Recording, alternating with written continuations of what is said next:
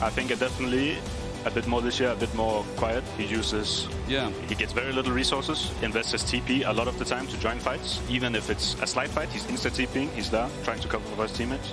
And immediately we see, talking about the top lane matchup, Jace, it's not the specialty of every European top laner, but I think for the top laners which actually play it, it's just so strong in the patch right now. Easy takeaways of it. Yeah, not only as the top prio pick, but with the Jace on mid lane, it opens up a lot of opportunities to go for AP junglers. You can have a lot of variety in draft. So yeah, for sure, a very strong gun. And particularly when you talk about those AP junglers, I think Lyncas is also one of the guys which actually cooks in the jungle too. You played against him in NLC, but I did it when he was on Dusty. Yeah, that was a fun time back then. Of course, won the league then. Lyncas having some better games recently, again, alongside, well, the thing about Vitality is, I can say, oh, they're having better games again. It really is just it depends on just how they're feeling and the vibes coming into the day. They had the loss versus Rogue, but then they come back and they've had some great games else. They did get a little bit smashed by Fnatic, but for me, looking at Vitality versus BDS, this potentially can actually be, given that BDS just beat G2 as well, actually quite a high-level matchup. Yeah, I definitely think so. I mean, I think for sure Vitality, the team strengths kind of lies differently. Mostly in the games, BDS very more slow and controlled, especially with how they draft as well, how they beat G2. Nuke was having very strong showings, but the games were going long. They were getting to elder team fights where they were clutching it, especially with the drafts they had as well. Whereas Vitality, they want to fight. They want to skirmish early. They want to, if someone's on their screen, they want to send it. That's why I feel like Rumble first pick here is a no-brainer, right? Also a big takeaway from Irrelevant, one of his strong champs as well. Very, very true. One of Irrelevant's other best champions, though, is the Gwen. Does quite well into that Rumble. We've seen a lot of it worldwide. What's your opinion on the Rumble versus Gwen matchup? Do you expect us to pick it? Is it useful? I mean, I think can be solid. I mean, I think it's kind of a trade, especially when Gwen has exhaust, kind of hard for the Rumble to really punish in lane. And later on, I think it's very draft dependent. If you build a good Rumble comp where you have a bunch of CC, in our draft we played today, you have the Rill. Rumble really has insane DPS against the Gwen, but if she gets to run loose, I mean, this champion can 1v5 in fights, and she's not getting locked down. But like we saw, because it was you take game 1 Rumble, right? Your old setup was still, you had the comp to build around it. Very easy of execution, just press your buttons, I mean, so that's why, I guess, down that path, we think about a Taliyah, we think about, maybe something like the Xin Zhao could be an option with AP solo laners as well. Pantheon taken away, the Ashe as well, picked up for Ice, so there is a bit of pick potential brewing. That seems a little risky for me. Even if you go for the Braum now, which of course we saw the Ashe Braum also in the first series of the day. If you lock in something like a Vi or whatever lock in for the Rumble, Braum's not saving your Ashe from Vial into whatever comes in for the Rumble too. Same with the Naafiri. You used to be able to, not that anyone saw the Naafiri before she changes, but you could use the body blocker with the dash before everything came through. Now the problem is, if anything lands onto that Ashe, she just melts. She's smoked. I mean, for sure, I do see the BDS picking Pantheon here is also a bit kind of a takeaway from Vitality. I think it's a fine trade getting Naafiri for Pantheon, but I mean, if you get Pantheon Taliyah here on 2-3, early game is going to be so hard. Everyone getting hit by one Pantheon W, he's going to get smoked. Ornn on 3. Okay. So what the idea is you lose the lane a little bit and you just have range engage? Like the Ornn into Rumble, you get prio early. You should have the advantage early levels. But I mean, once you get the wave crushed, Rumble hits level 4 on the bounce, should start to become harder. But I think you for sure, you just look to play for swap spammer at that point after the first base. And then also, nameplates on, BDS have really favored Irrelevant more on stuff that can just scale a little bit more, not kind of just push hard for solo kills in lane, having to play stuff like the Gnar, like trying to get the solo kills. Play for the big team fights later. You drop Rill on a team fight, always gets value, and he seems to be playing well around that.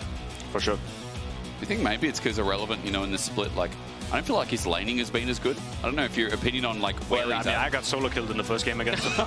No. So his laning's not been that good. How do you feel about that? I don't know if I can speak on that fully, but I mean, I think compared to, I guess the impression a lot of people had last year, he was smoking a lot of people in lane, especially with the Gnar Jacks. But I mean, on BDS, it's hard to say as well, you're in a different team, different... It's reforming as well, right? Reforming, you kind of have to adapt to how the team plays, which is, when I've seen BDS be successful, it's those slower games with the Ornn on top, with the tanks, kind of allowing Nuke and Ice to play a bit more freely and get more resources as well.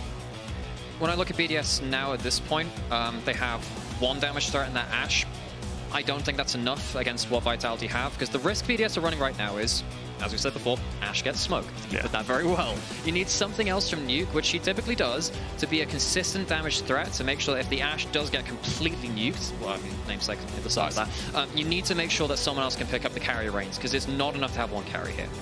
Yeah, I mean, I was actually surprised. Yeah, the Azir have. I was about to say Victor Azir ban definitely covers a lot of ground for what BDS want to pick on for. Yeah. You remove some DPS mid laners front to back. I'm very surprised about the Sylas ban, definitely. Yeah, I mean, the Sylas is definitely a pick which has been more comfort pick in Europe. Feels like a lot of people just love having the extra stuff there. But we do now have Azir into Taliyah, which is a matchup which has been historically this year very, very bad at the top level. It's not had a great win rate, so you will have to outplay what seems to be an uphill matchup. Are they fishing for something like an Alistar? I mean, usually like Sylas is kind of a giveaway that, you know, like maybe Nisqy. I think very comfortable for Nisqy playing as Alistar for sure. So it might be that. It might be that as well. But Jhin Alistar here. I mean, we do have range set up in AD carry. Like it does feel. I guess you guys were you running Pantheon game 1 or were you running? You were running Pantheon. We didn't play Pantheon. They played second game. What did we play game 1? Your memory's got to be better than mine, surely. You had the Vi in game 1. Ah, you had Vi. That's right. Yeah, the Vi. It was Vi into Naafiri. Yeah. But I guess similar setup. They do need some extra engage because they have no CC in jungle. They would love to have a Braum here against the Ornn. They can't afford to do that because they need the Alistar. It's Nisqy comfort. If they had a bit more engage elsewhere, Braum would have been massive here because you do stop a lot of the engage coming through. Of course, not exactly the best against Azir, but do go towards that Alistar. Jhin carries it through the lane.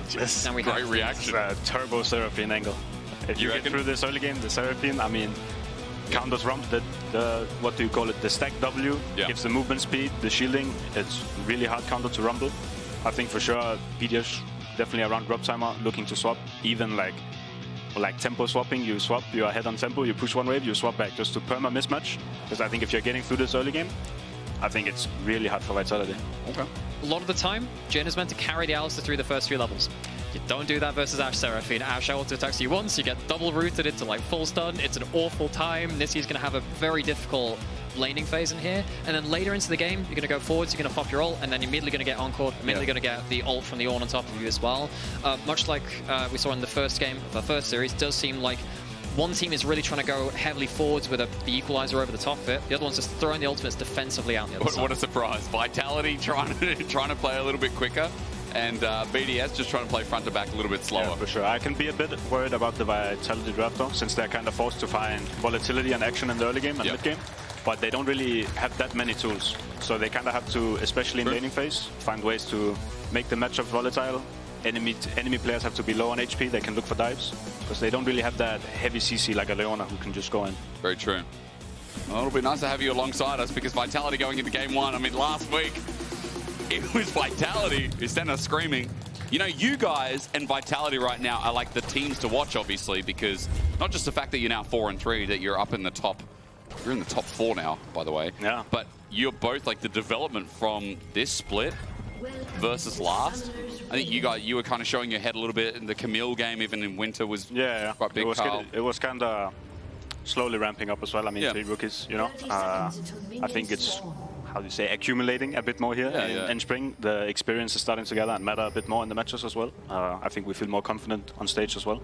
And I could imagine the same for Vitality, because they're a team who likes to play fast, and especially with some rookies coming in, maybe it's hard to show in the early levels, or it just goes wrong and you overplay.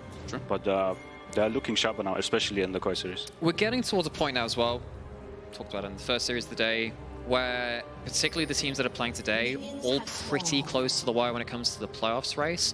I don't know how much thought you put into teams like Vitality and BDS as opposed to your own thoughts. Do you have any particular thoughts on, particularly with such important series like this, which ones you think are more cut out for playoffs than not right now? BDS obviously the 3-3, Vitality drops to important series, but do you have a strong upper ceiling? I mean, I think right now, I think Vitality scaling into playoffs can become really good, especially with how they play. Gotta get there. Yeah, of course, that's the big part. Because BDS, I mean, as well, if you're just scaling for 40 minutes and you get some teamfights wins with heavy outdraft in late game, the wins are good. But Vitality can ramp up, and they play some good League of Legends as well more, I feel like, than what BDS has shown. Yeah, more comfort, you know, you're talking about it before, getting more comfortable on stage as well, like the individual skill that's come from Czajek and Nako especially. I did want to have a closer look at Nako in this early game, because Carl, your insight. and it's going to be very valuable to the audience at home. Like, he is pulling up a massive role on these stats as well. Like, I think we looked at your stats last week. His as well were fantastic. It was insane to watch Nako at his peak. This is just from last week, by the way. Yeah. First in GD. Yeah, he had a minute, like, solid armor as well against me on the LEC game. I mean, that matchup, by the way, I'm just sitting on the tower, I'm eating minions. But I mean, yeah, he had a really strong showing, especially against Koi as well. I think he's getting in form as well, and I think he's for sure a really strong player. You guys, that was a really good series. That was so enjoyable to cast. I don't know how it felt to play, but like, stressful. Stressful, that's the right answer. That's the second game. We sit here for the entertainment of it. I understand that it feels a little bit worse you're in the hot seat for it, thinking, damn, I have to do all of this for everyone else to enjoy it at home. But at least on our side, I want you to know the effort isn't going missed. I mean, definitely. I mean, it's stressful, but I enjoy every second of it, for sure. Now, obviously, we're looking closer at top lane, and thank you, observers. 2v2's brewing a little bit. You talked a little bit about how annoying the Seraphine is. And Nymaera, you mentioned the lane, especially with Nisqy in the early levels. Like, already Ice and Parus pulled out a heal for the trade. Ice also barriered as a side note, so there is a summoner advantage here for Vitality, but BDSF push. Reminds me of the 2022 kind of meta where we had, you know, stuff like the Ashe, Varus, and this kind of crazy pressure. You just use the barrier and the heal very early on to get that push. You can see that the Alistar had to back very early on. Both junglers now on the bottom side of the map, and with this bot lane push and the control from those summoners, maybe they can buy that free bot side scuffle, which looks like they have done. This is it. Both junglers here. Poke again. Carzzy rooted up. Cleanse. Oh, it's a rough one. It really is. Lyncas is going to poke out. Yeah. And as we saw, I mean, Lyncas, he doesn't have the setup for the ganks. He's standing behind the turret, but there's nothing. Alistar has to pull some magic. Nisqy has to find some Q flashes, but if BDS is not giving it, it's just for sure a rough time in bot lane. Look at the spacing. This is why I love people using that red 5 pick to do something a little bit different. Yeah. Something like that Seraphine, don't see it that much. You can see the value here where you can actually just silver bullet an entire lane and say, well, your Alistar's not getting through draft in the way that most teams in the world think that, oh, Varus, Jhin, they'll get an Alistar through laning phase. It'll be fine. Apparently not here. Definitely. Now, what do you think of the build so far? We got double. I like it. I mean, dude, what is I can see the. Actually, I'm not sure though. Because I mean, you said I like it. No, I like but I mean, the null magic mantle is 400. Yeah. And upgrading it to a Negatron cloak is 450. Yep. So buying 2 is getting, I believe, 10 less MR for 50 gold, but like 50 gold difference. So the Mav doesn't fully add up. But if he wants to rush the, I forgot the name of it. I'll go through Candy Crook. MR damage under item. Oh, the Hollow Radiance, right? Hollow Radiance only builds out a null magic mantle, not the. True. I forgot the name of the item. Negatron cloak. The Negatron cloak. So for the build path, I can see that you have to compromise a bit. Maybe your build in early game. Dude, I miss when mages could build Abyssal Staff and you could build it out of Negatron cloak. You buy that first item, take half damage for your lane opponent for a while. Ah, that was the stuff back then. Bro, it's been a while since we've had those huge resist items like that. I mean, Carl, as you said, by the way, top lane, Nako was level 4, getting the push in. There was a good trade from Irrelevant where I think he hit Searing Charge on top of Pillar, but outside of that, it's going about as you expected. Small gold lead brewing. TP is going to be used by Irrelevant. BDS, other side of the map. This 2v2, as you expect, sets up a dragon. Yeah, I mean, for sure, BDS. Name of the game here, if they get to like 2-3 drakes this game, or if they can just cruise through, use bot power to get first 2 drakes, I think they're in such a good spot. Yeah. Your jungler was talking earlier, in fact, before we went live today, saying, hey, if you get dragons, they're really cool because it forces the enemy to fight you. And I think particularly in this case, BDS, as a team, they like to play a little bit more slow and steady around big objective play. I think Europe as a whole has liked to be doing that. Actually, kind of seen that mirrored across the world, really.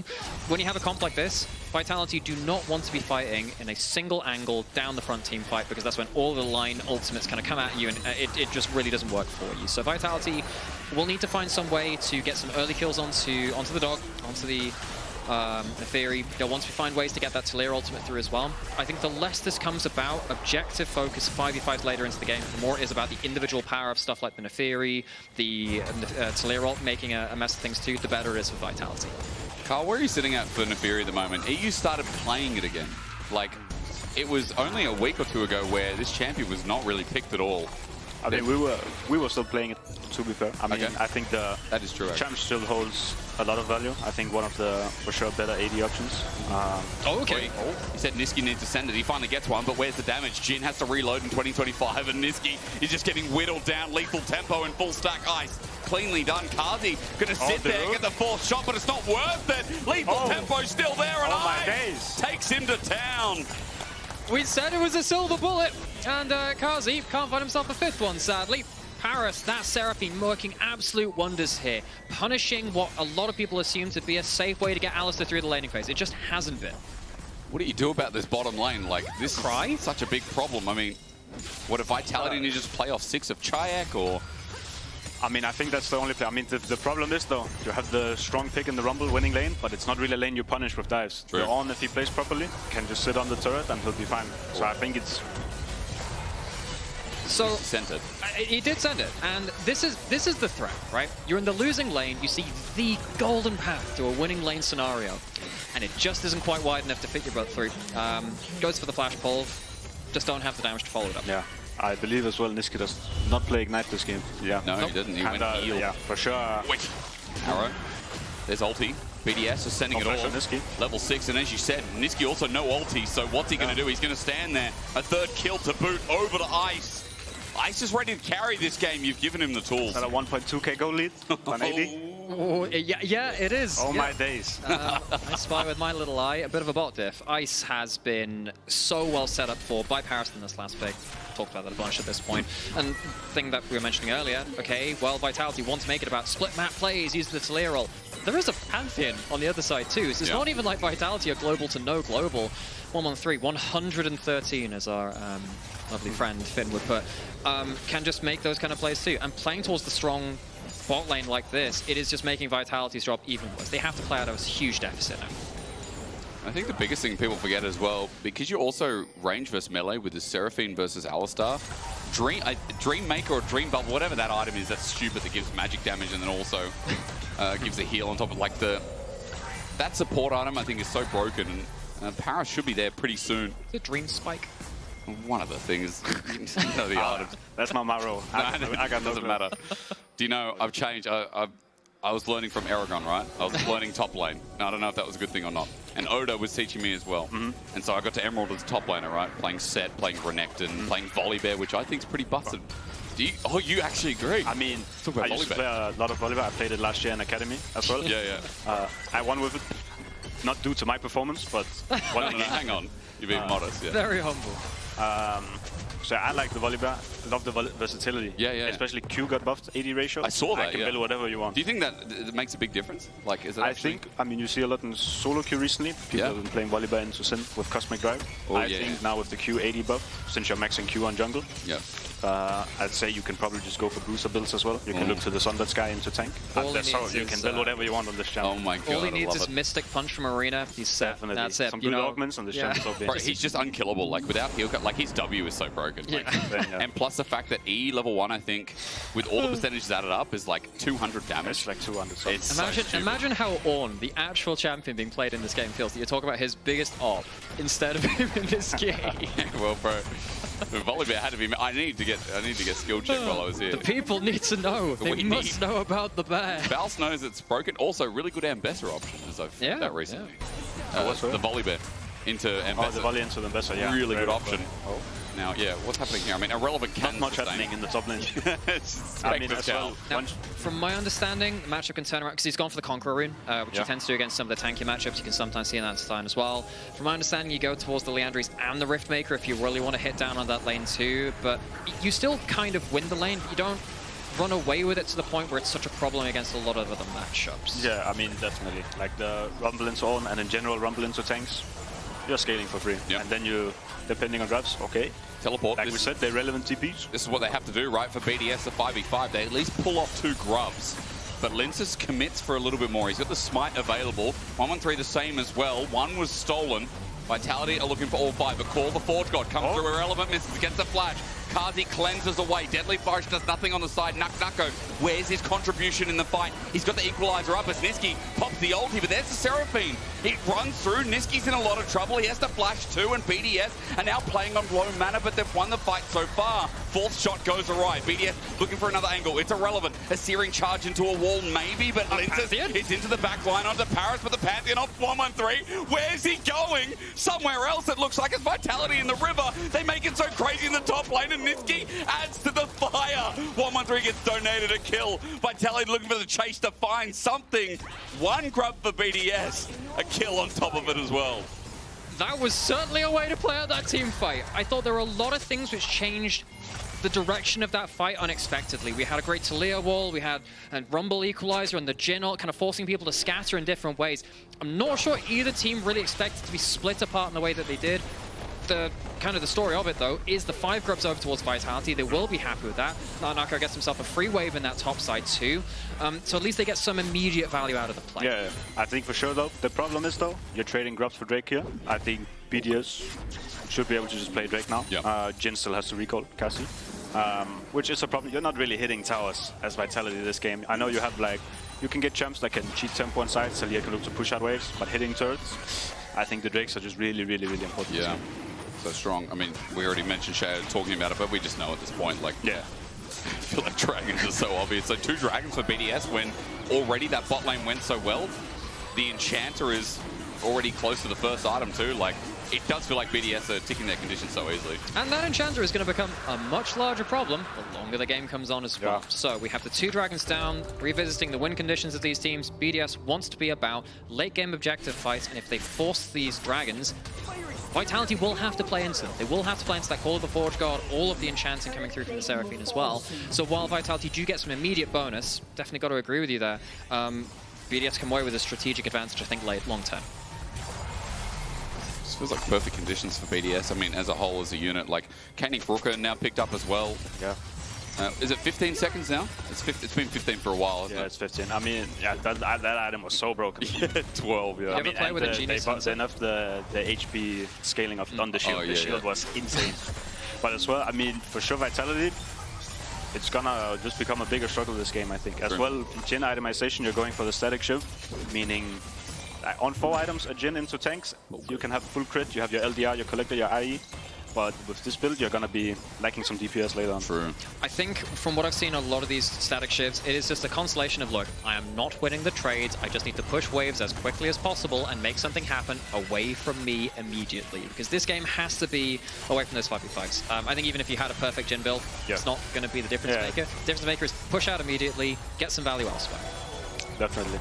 I mean, yeah, the Jhin, I mean, the static shift fits the identity of the champ, that you can fill out that role. You join with ultis, you're clearing waves, and he's just relaxing on it. Irrelevant loves it, though. Yes, the Mosquito has returned with a vengeance. I mean, look, not having armor for the time being, maybe that's going to be a consolation prize, but even as he builds his Null Magic Mantle, irrelevant at level 11, I'm looking towards his next fight because Call of the Forge God's back up and available. His teleport's up and available. TP advantage between top laners, but we are fighting over the top lane for now because I see 50 seconds until Herald. If BDS get this, it just feels like a losing deal. Top side, dropping the bot wave here. I was about to say they gotta make something happen, but they just... Alistar, Nisqy no flash.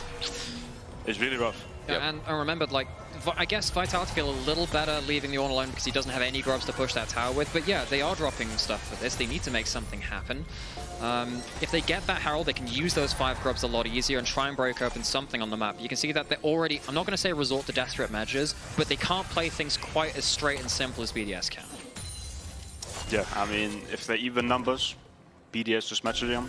They should be getting control everywhere, BDS. So for sure, Vitality needs to find some crazy angles, especially with no Alistar flash. You don't really have any tools to find an angle. But, I mean, Vitality getting choked out, like, even just by vision, even just by Irrelevant moving in. Nice dodging skill shots. Now finally Nako's bot, but they're just saying we're conceding this only if Lyncas can get a steal, because Nako's bot, TP's not up, and BDS will just be taking this away. It depends on the 50-50 from Lyncas, but even though 1-1-3, by the way, 1-1-3 is down 2 levels. Talk about that in a second. Engage is there, searing charge, Herald goes down. For Vitality, a soft contest turning into a harder one with Nisqy getting a bellows breath. Really nice, and as you said, Carl, simple. Yeah, but as well though, Vitality, double side tier 1, and they get to push out the waves, meaning the next state, the next map state we're gonna have in the game, Vitality should be able to be fast on the map and they can look to be proactive. Global's coming in though, Relevant can engage from a long way, and that arrow and the Pantheon coming down on top of him. The arrow narrowly dodged. 113's here though. He'll block some damage to shield up, but the mortal will of Nako is gonna drop to call the Forge God. A ram line down, and Nako has nowhere to go. He runs, he tries, the flames out, but it's seared on his side. Speaking of that next map state, I don't think Vitality can be proactive now. Okay. Let's go! Yes, let's use that rumble some way. Oh, wait, 30 seconds, folks. Chill a little bit. I suppose that is some big ult cooldowns used a minute before Dragon, though. Yeah.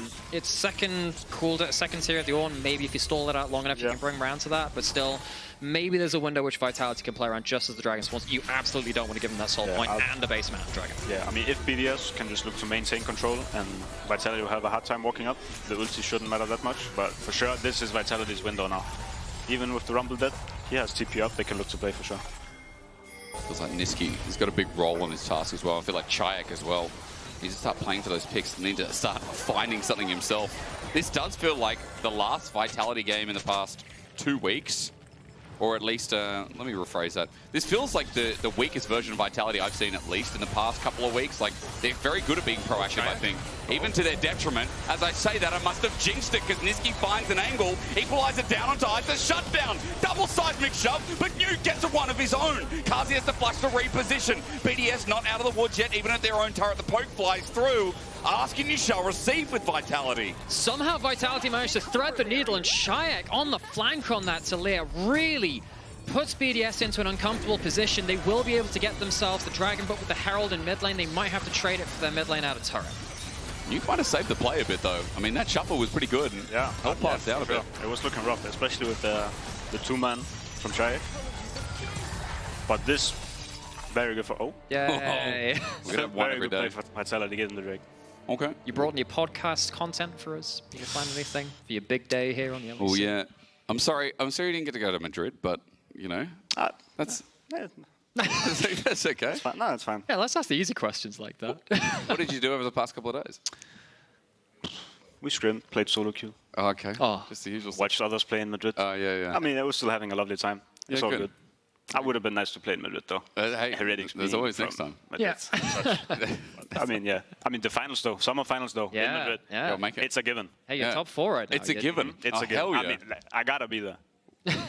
But regardless, let's make sure. I'm going to be optimistic for you. I think actually there is a way you can make finals. I can see it. Now, if you don't, we should get you tickets, obviously. Like, we should make sure... Oh, I mean, Heritage You really probably just... have tickets. Wait. You really just bring him up there and say, here's a consolation. No, just in case. Buddy. Sorry, we'll get your tickets, though. Bro, I literally compared you to Zayas. You know, there's no bigger fan. It's all good. I mean, yeah, you got the backup plan. It's all good. I'm just disappointed. We introed you today, and I was like, oh, he's surely not seen the Zayas clip. I didn't realize it went online. I mean, at least we could have gone for, like, Thor, if we're going for, like, the, I guess, regionally appropriate kind of, like... yes, makes sense. I don't have one of them being from the UK, really. We kind of dropped that whole Pantheon thing. You get the cool stuff. He's got Ron Weasley, that's about it. Arthur. We've got Arthur Pendragon. This is a bug review, by the way. Oh, it's a bug review. This is a bug review, so buckle up. I don't know what the bug is. I'm going to find out from production. As soon as we have more information, we'll let you know. I wonder if it's a bug to do something with the all-in, maybe like the play with Nuke, but I don't know many. Must have been something. We're gonna. The two guys over here, while I yap away, are gonna actually review themselves because they got another PC. Now, obviously, we can only. I mean, it's. Now, don't want to speculate too much, but we'll look over it. We have a small audience here today. I wish I could show you. Just bring down a PC. We can get really intimate with our computer monitor, which I'm not going to say ever again. I apologize. Okay. I don't know German, so if I read that sign, I could get in trouble. Yeah. I know wo ist is... What's that? Where? Who? Where is? Yeah. Where? Thank you to our production who whispered in my ear. Where is the... What is Geschmack? What's that? Taste. Oh, yeah. I don't know why I'm questioning why I can read it out. It's in front of the... If it's in front of the monitor, it's in front of the camera. You're allowed to show it. Ari is mein Lieblingschampion. It's my favorite champion. Nice. Yeah. The champion you love? No, that's favorite. Oh, But I mean, sure, Oh, that too. You speak German as well? I mean, I had German in school for 5 years. Ambition? Oh, really? But I don't really speak it. Okay. Yeah. I mean, I can introduce myself, but that's as far as it That's goes. good. That's probably it's better than most I and mean, some. I mean, it's better than I was in academy living in Spain last year. I can handle myself a bit better. So how many languages do you speak? 2. Okay. Danish, English, a little bit of A German. little bit of Spanish as well. A little bit. I mean, I can say. Okay. ¿Dónde está la biblioteca? I can order at a restaurant, but it doesn't go further. I need to glaze your country for a second because GB told me about something during Christmas markets, and it's this pork sandwich, right? I'm sorry to any vegetarians and vegans in the audience at home. There's this pork sandwich that you had in the Christmas markets. I don't know the name for it. Is it? FLICKR sandwich. Yes. I mean, it's not exclusive to Christmas. You can get it anytime you want. No, but I had a couple around, but that was the best one. And I mean, and GB said, great. get it there. It was really good. I mean, I was going to say also the salmon. Salmon was very good.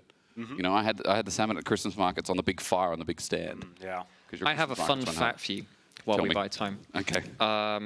Do you know how long a scorpion can hold its breath for?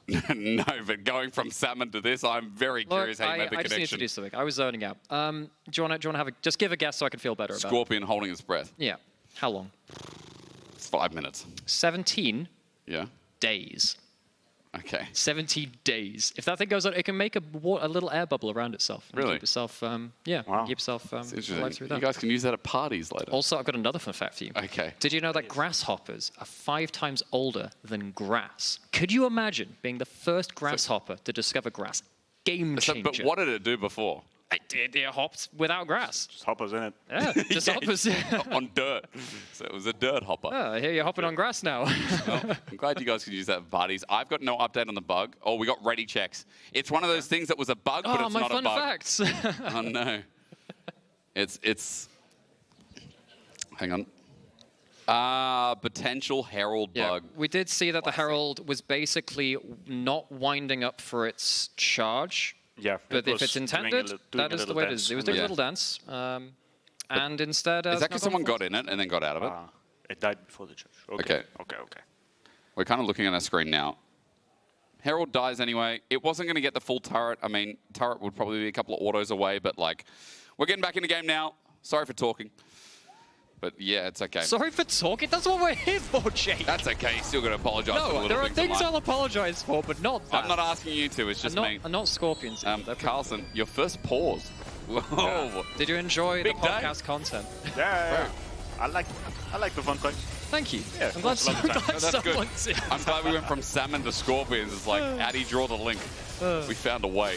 Now, in Spectator at the moment, you know what's really annoying is not only turrets that refresh, but top turrets as well. I believe that top turret's actually dead. Yeah, it is in the mini-map. But you come back from a pause, and then it shows the turret. Like, have you seen Spectator when turrets come back in the Nexus turret? I know as well if you load back into a game from player POV, everything is... Oh, yeah. Everything looks different. Yo, you see into the abyss of Summoner's Rift. But yeah. Okay, so where were we? Before we left, we saw a fight from Vitality. We saw actually a pretty good engage from Nisqy.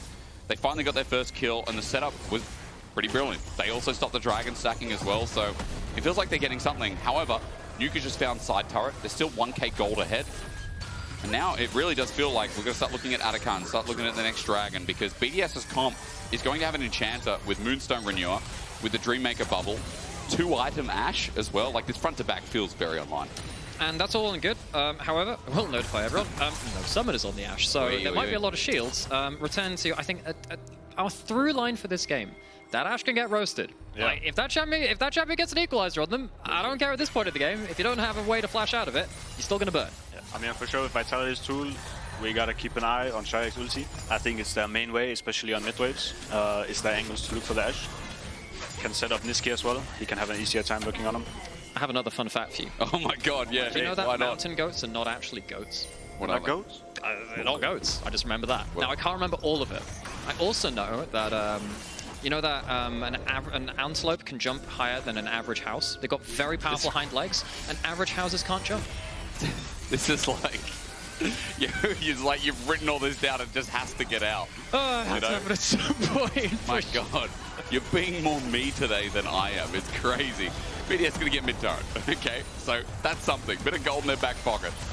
I'm glad that production just confirmed that they're so dissociated with antelopes. There we go. Cool. Nice. Thank you, Lena. Appreciate it. We'll get back into it. So, yeah, I guess we're now waiting for Ashe Flash to come back up. Dragon's up in 2 minutes. That'll be on a similar timer to Ashe coming up. BDS will obviously want to play around that. Yeah, I think BDS very happy right now, just catching waves. I'm contesting some mid wave, kind of just waiting for the next wave to spawn. I think getting to this soul point is huge for BDS this game. But though, getting the tier 1 on mid for BDS as well, I mean, it's huge for both teams getting tier 1.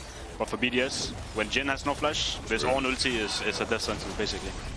Yeah, very, very true, especially with Nuke having ult up as well. When he has flash too, like, the all-in that comes from BDS, with Pantheon ult on top of that, with Arrow that can just get sent out. There's so many ways to pull Jhin summoners, even if they are up and available. About 20 seconds on that flash, by the way, from Carzzy. Dragon you were talking about is about 1:40 away. And Otacon has spawned bot in this game, so we're chilling for a little bit. But again, every time we chill in this game, I just think, BDS must be cheering. Like, it's just definitely so easy for them in this game. I think another big thing we'll have to pay attention to as well is when Nuke gets himself a Seeker's Arm Guard. As soon as that comes through, I think the game gets really, really hard for Vitality, because particularly when that item's built, I think actually there are some cases where Nuke should die even without using it, just to make sure he has it for an important dragon fight. I think if he does that, again, Vitality, they already have some limited options in the bigger team fights. Don't think they're winning hard enough through side lanes right now to make game-ending options through that. It's very hard to do that. They probably are going to have to find a big fight. If there's a Seekers coming into their way when that happens, I think BDS have got a very powerful tool to play when that's completed. Definitely. I mean, and I think for sure for this dragon fight, it's going to be eyes on the top side of Vitality for what they can get done. I mean, Carzzy, with the current items, I think this Ornn will be a very, very tough front line to get through with the static and the rapid fire cannon. So it will be interesting to see the angles that Vitality can find. A bit of armor and inventory now.